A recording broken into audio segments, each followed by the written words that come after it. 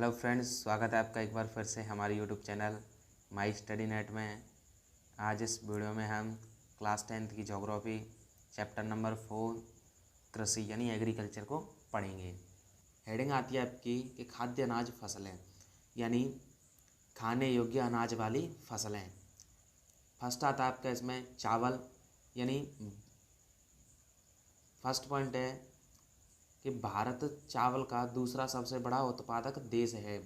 यानी जो भारत है वह पूरे विश्व में चावल उत्पादन में दूसरे नंबर पर आता है, यानी दूसरे स्थान पर आता है। एंड आपका सेकंड पॉइंट है इसमें कि चावल की फसल के लिए 25 डिग्री से अधिक तापमान की आवश्यकता होती है। यानी जो चावल है आपका, इसको 25 डिग्री सेल्सियस से अधिक तापमान की आवश्यकता होती है। एंड थर्ड पॉइंट है इसमें कि चावल को उगने के लिए अधिक जल की आवश्यकता होती है। यानी आपकी जो चावल है उसको उगाया जाता है तो इसके लिए अधिक जल की आवश्यकता होती है। अब चावल अधिकतर किन किन राज्यों में उगाया जाता है कि ये आपका हरियाणा में, पंजाब में, उत्तर प्रदेश में चावल की खेती सबसे अधिक की जाती है, यानी चावल अधिक उगाया जाता है। नेक्स्ट है हमारा गेहूँ, यानी इसमें फर्स्ट पॉइंट है कि गेहूँ भारत की दूसरी महत्वपूर्ण खाद्यान्न फसल है। यानी जो गेहूँ है हमारे जो भारत की दूसरी सबसे महत्वपूर्ण खाद्यान्न फसल है, जो कि उत्तर तथा उत्तर पश्चिमी भागों में पैदा की जाती है। यानी जो आपका जो गेहूँ है यह अधिकतर उत्तर तथा उत्तरी पश्चिमी भागों में उगाया जाता है। सेकंड है हमारा कि गेहूँ को ठंडे तापमान और 50 से 70 सेंटीमीटर की वर्षा की ज़रूरत होती है। यानी जो गेहूँ है आपका, इसको ठंडा तापमान तथा 50 से 70 सेंटीमीटर की वर्षा की आवश्यकता होती है। थर्ड पॉइंट है इसमें कि गेहूँ को उत्तर प्रदेश में, पंजाब में, बिहार में, हरियाणा में मुख्यतः उगाया जाता है। ठीक है। अब हेडिंग आती है आपकी मोटे अनाज वाली फसलें। यानी जो आपकी जो मोटे अनाज वाली जो फसलें हैं वह कौन कौन सी हैं। ये हैं आपकी ज्वार है, बाजरा है, मक्का है तथा जो दालें होती हैं ये भी आपकी मोटे अनाज वाली फसलों में आती हैं। अब आपकी इसमें आती है, फर्स्ट आती है ज्वार। ज्वार में आपका फर्स्ट पॉइंट है कि इसमें पोषक तत्वों की मात्रा अधिक होती है। यानी जो ज्वार होती है इसमें पोषक तत्वों की मात्रा अधिक होती है। एंड सेकंड पॉइंट है कि ज्वार देश की तीसरी महत्वपूर्ण खाद्यान्न फसल है। यानी जो ज्वार है आपकी, यह देश की तीसरी महत्वपूर्ण खाद्यान्न फसलों में आती है। एंड थर्ड है कि यह फसल वर्षा पर निर्भर करती है। यानी जो आपकी जो ज्वार की फसल है यह हमेशा वर्षा पर ही निर्भर करती है, यानी वर्षा से ही इसको उगाया जाता है। ठीक है। एंड नेक्स्ट आता है आपका बाजरा। फर्स्ट पॉइंट है इसमें कि बाजरे की फसल को बलुई तथा काली मिट्टी पर उगाया जाता है। यानी जो बाजरा है आपका, यह बलुई तथा काली मिट्टी पर उगाया जाता है। और जो बाजरे के उत्पादक राज्य हैं ये हैं आपके राजस्थान है, उत्तर प्रदेश है, महाराष्ट्र है। इनमें बाजरे का उत्पादन मुख्यतः किया जाता है। नेक्स्ट आती है आपकी मक्का। फर्स्ट पॉइंट है इसमें कि यह खरीफ की फसल है। इसे चारे व खाने के रूप में उगाया जाता है। यानी जो आपकी जो मक्का है यह एक खरीफ की फसल है, इसे खाने व चारे के लिए उगाया जाता है। नेक्स्ट पॉइंट है इसमें कि इस फसल को उगाने के लिए, यानी जो आपकी जो मक्का है, मक्का को उगाने के लिए 21 डिग्री सेल्सियस से 27 डिग्री सेल्सियस के तापमान की आवश्यकता होती है। यानी जो मक्का है आपकी, इसको 21 डिग्री सेल्सियस से 27 डिग्री सेल्सियस के तापमान पर उगाया जाता है। और जो आपके जो मक्का के जो उत्पादक राज्य हैं ये हैं आपके कर्नाटक है, मध्य प्रदेश है, तेलंगाना है। इन राज्यों में मुख्यतः मक्का को उगाया जाता है। अब नेक्स्ट फसल आती है हमारी दालें। क्या है सर? दालें।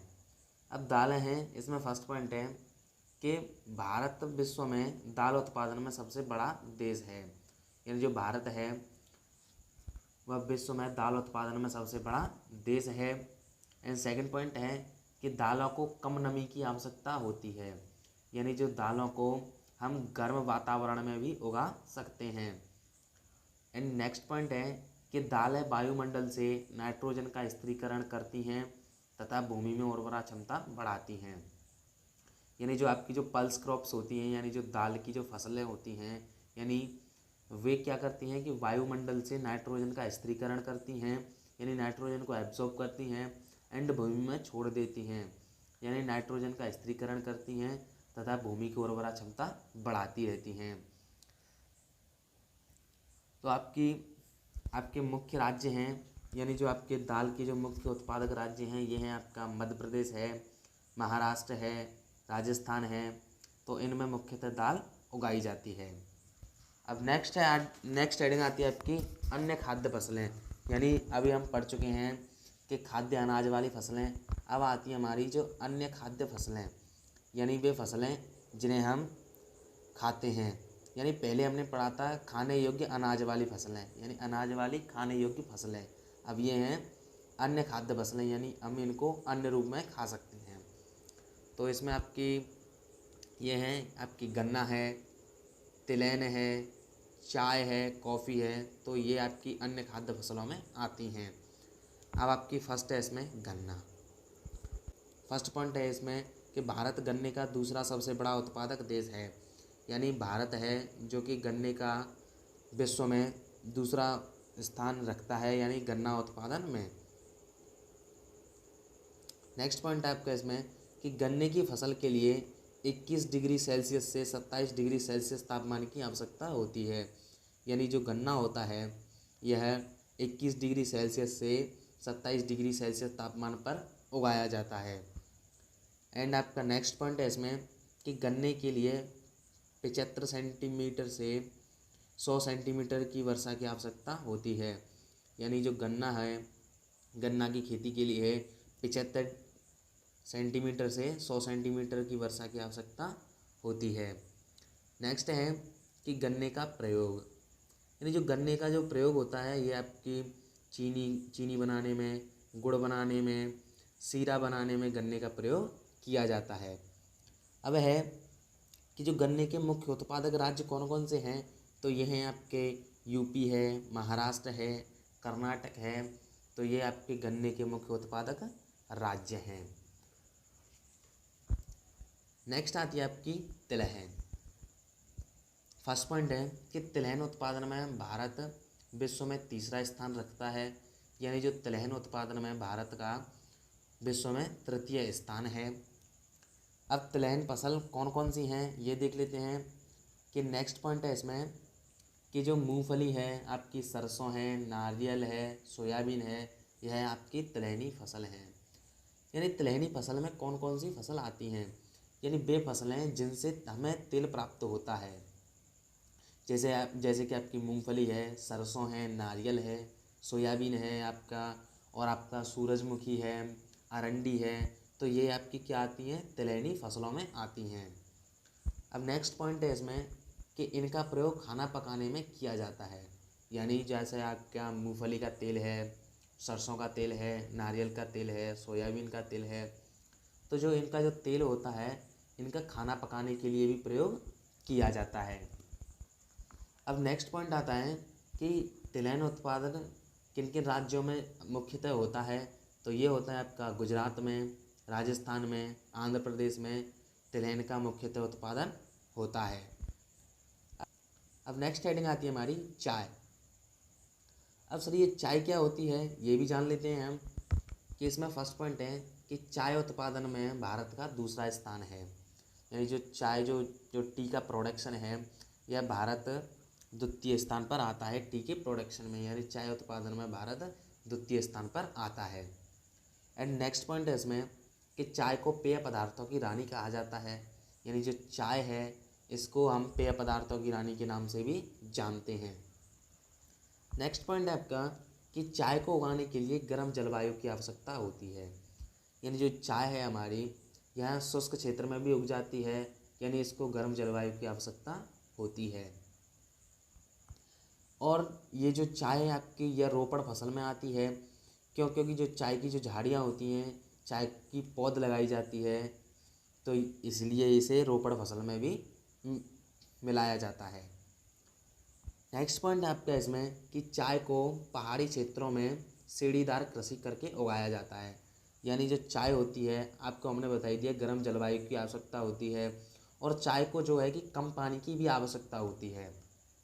यानी कम पानी की आवश्यकता होगी, अगर हम समतल भूमि पर देंगे इसको पानी, तो हमारी अगर अगर हमको पता नहीं है तो इसमें पानी अधिक भी लग सकता है।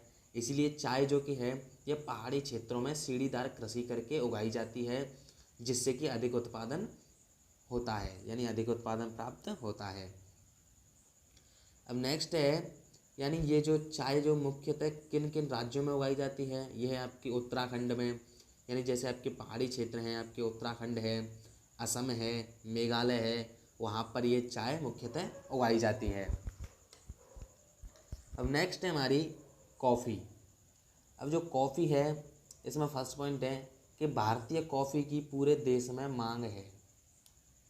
यानी जो भारतीय कॉफ़ी है इसकी जो मांग है वह पूरे विश्व में मांग है, यानी जो भारतीय कॉफ़ी है वह पूरे विश्व विख्यात है।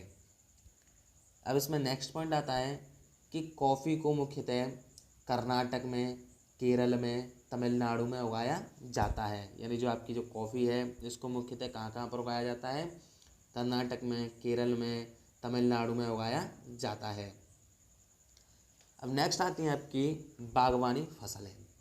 अब सर ये बागवानी फसलें क्या होती हैं कि फलों तथा सब्जियों के उत्पादन को बागवानी फसल कहते हैं। यानी आपका जो फल उत्पादन है तथा सब्जी उत्पादन की जो फसल हैं उनको हम क्या कहते हैं, बागवानी फसल कहते हैं। नेक्स्ट पॉइंट आता है आपका इसमें कि भारत बागवानी फसल उत्पादन में दूसरा बड़ा देश है।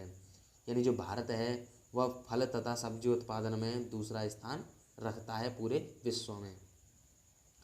अब ये बागवानी फसल मुख्यतः कहाँ कहाँ पर उगाई जाती हैं, और जो आपकी जो जगह हैं यह किन किन फलों तथा सब्जियों के उत्पादन से प्रसिद्ध हैं। कि आपकी जो आंध्र प्रदेश है इसमें बागवानी फसलें उगाई जाती हैं, मेघालय है, तेलंगाना है, इनमें आपकी बागवानी फसलें उगाई जाती हैं। अब ये आंध्र प्रदेश है ये किसके लिए प्रसिद्ध है, आम के लिए। मेघालय है ये किसके लिए प्रसिद्ध है, आपका अनानास के लिए जो मेघालय है वह प्रसिद्ध है। एंड नेक्स्ट है हमारा तेलंगाना। तेलंगाना किसके लिए प्रसिद्ध है, यह अंगूर के लिए प्रसिद्ध है तेलंगाना आपका। ठीक है। अब हेडिंग आती है हमारी अखाद्य फसलें। यानी हमने क्या क्या पढ़ लिया, अभी हमने पढ़ लिया कि सर खाद्य अनाज वाली फसलें एंड अन्य खाद्य फसलें, यानी खाद्य अनाज वाली फसलें भी पढ़ ली हमने, अन्य खाद्य फसलें भी पढ़ ली। अब आता है हमारा अखाद्य फसलें, यानी वे फसलें जिनको हम खाने के लिए प्रयोग नहीं करते, यानी जिनको ओनली सिर्फ व्यावसायिक उद्देश्य से उगाया जाता है। तो इसमें आपकी मुख्यतः चार आती हैं। तो ये है आपकी, फर्स्ट है आपकी रबड़ है, सेकंड है आपकी रेशेदार फसल हैं, यानी जो रेशेदार फसल आती हैं आपकी, जैसे कि आपका जो जिनसे हमें रेशा प्राप्त होता है। एंड थर्ड है आपकी कपास है, ये भी आपकी अखाद्य फसलों में आता है। एंड आपका जूट है, ये भी आपके अखाद्य फसलों में आता है। अब आपका इसमें फर्स्ट है रबड़। कि रबड़ में फर्स्ट पॉइंट है कि रबड़ को उगाने के लिए 200 सेंटीमीटर से अधिक वर्षा चाहिए। यानी जो रबड़ होती है आपकी, इसको 200 सेंटीमीटर से जहाँ पर अधिक वर्षा होती है वहाँ पर उगाया जाता है। सेकंड पॉइंट है कि इसको अधिक नमी की आवश्यकता होती है। यानी ये तो हम पहले पढ़ चुके हैं, हमने फर्स्ट पॉइंट में आपको बताया कि 200 सेंटीमीटर से अधिक वर्षा की आवश्यकता होती है। यानी ये तो आपको पता ही है कि अगर उसको 200 सेंटीमीटर से अधिक वर्षा में उसको उगना है तथा इसको अधिक नमी की आवश्यकता भी होती है। एंड थर्ड है आपका इसमें कि इसको उगाने के लिए, यानी जो आपकी रबड़ को उगाने के लिए 25 डिग्री सेल्सियस से अधिक तापमान की आवश्यकता होती है। यानी जो रबड़ है आपकी, इसको 25 डिग्री सेल्सियस से अधिक तापमान की आवश्यकता होती है। अब आता है आपका कि जो रबड़ की जो मुख्य उत्पादक राज्य हैं वे कौन कौन से हैं। तो यह है आपका केरल है, कर्नाटक है, मेघालय है, इसमें मुख्यतः रबड़ को उगाया जाता है। नेक्स्ट आती है आपकी रेशेदार फसलें। रेशेदार फसलों में आपकी फर्स्ट पॉइंट है आपका इसमें कि भारत में कपास, जूट, सन तथा प्राकृतिक रेशा उगाया जाता है। यानी जो भारत में आपकी ये 4 किस्म हैं रेशेदार फसलों के, यानी कपास है, जूट है, सन है, प्राकृतिक रेशम है, इसको मुख्यतः भारत में उगाया जाता है। नेक्स्ट पॉइंट है आपका कि रेशम के लिए रेशम कीड़े की आवश्यकता होती है। यानी जो रेशम है इसको बनने के लिए हमें किसकी आवश्यकता होती है? रेशम के कीड़े की। ठीक है, अगर रेशम का कीड़ा नहीं होगा तो रेशम कहाँ से प्राप्त होगा हमें। एंड सेकंड है, नेक्स्ट पॉइंट है इसमें कि रेशम कीट से कोकून प्राप्त होता है। यानी जो रेशम का कीट होता है इससे हमें क्या प्राप्त होता है? इससे हमें कोकून प्राप्त होता है, जिससे कि हमारे रेशा बनता है। एंड नेक्स्ट है हमारा कि रेशम कीट को मलबरी पेड़ की हरी पत्तियों पर पाला जाता है। यानी जो रेशम का कीट है यह मलबरी पेड़ की हरी पत्तियों पर भी पाला जाता है इसे रेशम कीट को। अब आपकी नेक्स्ट आती है कपास कि जो कपास है, ऐसा फर्स्ट पॉइंट है कि कपास उत्पादन में भारत का दूसरा स्थान है। यानी जो कपास उत्पादन में भारत का विश्व में द्वितीय स्थान है।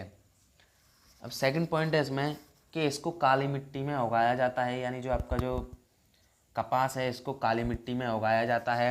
हमने आपको मृदा में पढ़ा दिया था, यानी जो आपका फर्स्ट चैप्टर है यानी संसाधन और विकास यानी रिसोर्सेज एंड डेवलपमेंट में आपको हमने मृदा संसाधन में आपको बता दिया था कि जो कपास है इसको मुख्यतः काली मिट्टी में उगाया जाता है। ठीक है, अगर आपने वो वीडियो नहीं देखी तो उसको देख लेना और रिसोर्सेज एंड डेवलपमेंट को अच्छे से समझ लेना।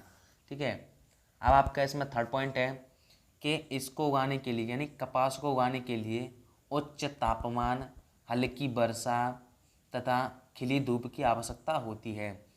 यानी आपको पता है कि उच्च तापमान होगा तो धूप तो खिली रहेगी। ठीक है, तो इसके लिए हमें क्या होता है कि कपास को उगाने के लिए उच्च तापमान की आवश्यकता होती है, हल्की वर्षा की आवश्यकता होती है तथा खिली धूप की आवश्यकता होती है कपास को उगाने के लिए। एंड नेक्स्ट पॉइंट है हमारा कि कपास मुख्यतः किन किन राज्यों में उगाया जाता है, तो ये आपका महाराष्ट्र में, गुजरात में है, मध्य प्रदेश में आपका मुख्यतः कपास उगाया जाता है। ठीक है, अब आपका नेक्स्ट आता है आपका जूट। अब सर ये जूट क्या होता है ये भी देख लेते हैं कि जूट को सुनहरा रेशा भी कहा जाता है। यानी आपका फर्स्ट पॉइंट है कि जो जूट है इसको सुनहरा रेशा भी कहा जाता है। ठीक है, नेक्स्ट पॉइंट है कि इसका प्रयोग बोरियां, चटाई, रस्सी व धागे में होता है।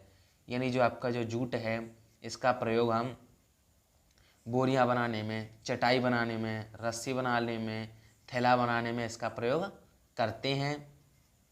एंड आप इसमें ध्यान रखना कि जूट का प्रयोग इन चीज़ों में किया जाता है, लेकिन जूट जो महंगी होती है आपकी, इसीलिए इसको बहुत। नेक्स्ट है कि पश्चिम बंगाल में जूट की खेती सबसे अधिक होती है। यानी जो पश्चिम बंगाल है उसमें आपका जो जूट है वह सबसे अधिक उगाया जाता है। एंड नेक्स्ट पॉइंट आपका कि बिहार में, मेघालय में, असम में भी जूट उगाया जाता है। यानी सबसे अधिक पूछा जाए तो आपका पश्चिम बंगाल में जूट की सबसे अधिक खेती की जाती है। एंड जो आपका बिहार है, मेघालय है, असम है, इसमें भी आपकी जूट की खेती की जाती है, बट लेकिन सबसे अधिक पश्चिम बंगाल में जूट की खेती की जाती है।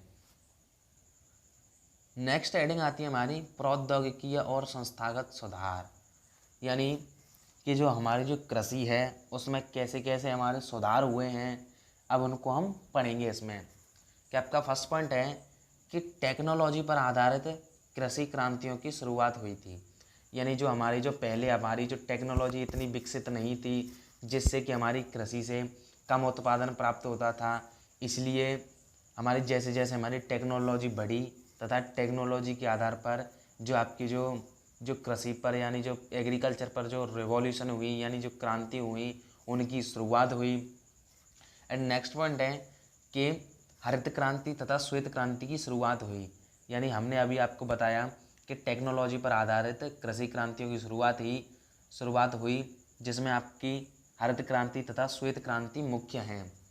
यानी ये जो क्रांति शुरू की गई थी इनमें यह था कि हमारे देश को आत्मनिर्भर बनाना हर चीज़ के लिए। यानी हरित क्रांति में आपकी जो खाद्यान्न फसलें आती हैं यानी अनाज वाली फसलें आती हैं, यानी श्वेत क्रांति में आपका दुग्ध उत्पादन आता है, जिससे कि हमारे देश को आत्मनिर्भर बनाया जा सके। एंड थर्ड पॉइंट आपका इसमें कि किसानों को कम दर पर ऋण देने के लिए ग्रामीण बैंकों, सहकारी समितियों की स्थापना हुई। यानी कि जो पहले क्या होता था कि पहले आपकी जो ग्रामीण बैंक तो नहीं थी, यानी जो सरकारी बैंक हैं ये तो नहीं थी, पर ये क्या करते थे कि पहले जो बड़े बड़े जो ज़मींदार होते थे उनसे अधिक ऋण में यानी अधिक दर में ऋण लेते थे और उनको ऋण चुकाते चुकाते उनकी मृत्यु हो जाती, लेकिन जो उनका ऋण था वो अब उनका चुकता नहीं था, क्योंकि वो अधिक दर पर ऋण देते थे। इसीलिए हमारी जो प्रौद्योगिकी है उसमें सुधार आया और किसानों के लिए ग्रामीण बैंकों तथा सहकारी समितियों की स्थापना की गई। एंड नेक्स्ट है हमारा कि किसानों के लाभ के लिए किसान क्रेडिट कार्ड योजना तथा व्यक्तिगत दुर्घटना बीमा योजना शुरू किया गया। यानी जो आपका जो किसान है उनको लाभ देने के लिए गवर्नमेंट ने किसान क्रेडिट कार्ड योजना तथा व्यक्तिगत दुर्घटना बीमा योजना शुरू की। यानी जैसे कि किसान को अगर कोई दुर्घटना हो जाती है तो उसमें उसका मुफ्त इलाज हो सके। अब नेक्स्ट हेडिंग आती है हमारी कृषि की राष्ट्रीय अर्थव्यवस्था, रोजगार और उत्पादन में योगदान। यानी जो आपकी जो कृषि है इसकी अर्थव्यवस्था, रोजगार और उत्पादन में क्या योगदान है। अब फर्स्ट पॉइंट है इसमें कि कृषि भारतीय अर्थव्यवस्था की रीढ़ की हड्डी रही है। यानी जो आपकी जो कृषि है यानी जो एग्रीकल्चर है यह आपकी भारतीय अर्थव्यवस्था की रीढ़ की हड्डी रही है। यानी प्राचीन काल से ही खेती की जा रही है और प्राचीन काल से ही जो कृषि है इसको हम अर्थव्यवस्था का एक महत्वपूर्ण स्तंभ मानते हैं। क्योंकि पहले पैसे तो होते नहीं थे, लेकिन कृषि करके अनाज के बदले कुछ जैसे कि हमें जिस चीज़ की आवश्यकता होती थी उसको हम ले लेते थे। इसीलिए कृषि को भारतीय अर्थव्यवस्था की रीढ़ की हड्डी कहा जाता है। एंड नेक्स्ट पॉइंट है इसमें कि कृषि अनुसंधान परिषद व कृषि विश्वविद्यालय की स्थापना। यानी आपकी जो कृषि का जो रोजगार है अर्थव्यवस्था को बढ़ाने के लिए, उत्पादन को बढ़ाने के लिए किसका प्रयोग किया गया है कि सरकार ने कृषि अनुसंधान परिषदों को खोला है, यानी उनकी स्थापना की है। एंड कृषि विश्वविद्यालयों की भी स्थापना की है, जिससे कि रोजगार प्राप्त होता है और अर्थव्यवस्था भी इससे संभल रही है। एंड नेक्स्ट पॉइंट है इसमें कि पशु चिकित्सा सेवाओं तथा पशु प्रजनन केंद्रों की स्थापना। यानी जैसे कि आपकी जो पशुओं की जो चिकित्सा होती है इनकी स्थापना की गई है, पशु चिकित्सा सेवाओं की स्थापना की गई है। एंड जो पशु प्रजनन केंद्र हैं उनकी भी स्थापना की गई है कि पशुओं को जो प्रजनन कार्य है इसमें कोई रुकावट ना हो, इसलिए उनके केंद्रों की भी स्थापना की गई है। तो ये होगा हमारा कृषि की राष्ट्रीय अर्थव्यवस्था, रोजगार और उत्पादन में योगदान। फ्रेंड्स, अगर आपको वीडियो अच्छी लगी हो तो लाइक करना, चैनल पर नए हो तो सब्सक्राइब करना। अगर आपको वीडियो में कोई दिक्कत हो यानी चैप्टर में कोई दिक्कत हो तो कमेंट्स करके पूछ लेना और अपने दोस्तों के साथ ज़्यादा से ज़्यादा शेयर करना। Thanks for watching. मिलते हैं नेक्स्ट एपिसोड में। Bye bye.